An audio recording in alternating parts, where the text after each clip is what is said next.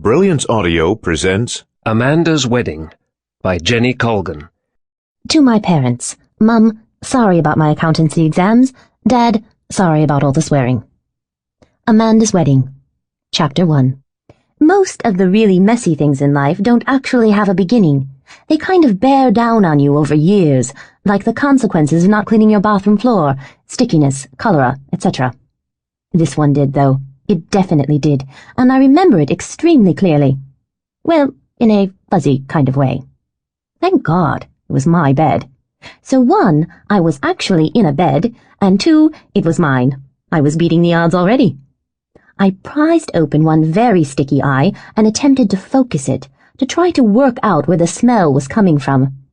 I appeared to be jammed between the wall and an extremely large and unidentifiable chunk of flesh.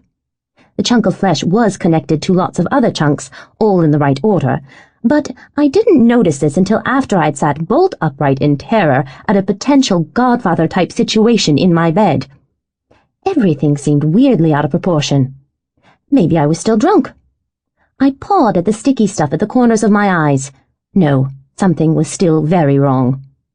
An inappropriate hand was slung across me. It appeared to be about the size of my stomach, and my stomach is not renowned for its tininess. A thought began to worm its way into my head. I knew that thought and tried to avoid it for as long as possible, but alongside my hangover voice that was howling, "Fluid, fluid," the thought whispered, "Oh my God, it's Nicholas. Again." I grimaced like I'd just swallowed something nasty, which, let's face it, I probably had. Slowly creeping my way off the end of the futon and feeling worse and worse, I crawled into the kitchen in search of aspirin and Diet Coke. Fran, of course, was lying in wait. She didn't live here, but she made herself more at home than I did. Her own place was a 3-foot square studio that induced immediate colditz fever, so I got used to her wandering in and out. "Good morning," trilled Fran, bright and breezy. She must have been putting it on.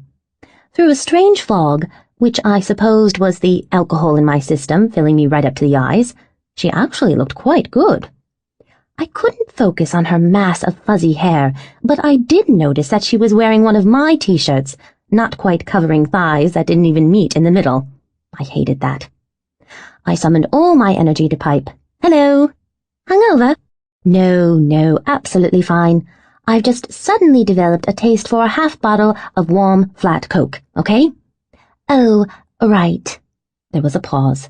Then she said, "I take it you'll be wanting 2 glasses?" Oh. I put my head down on the... Sample complete. Ready to continue?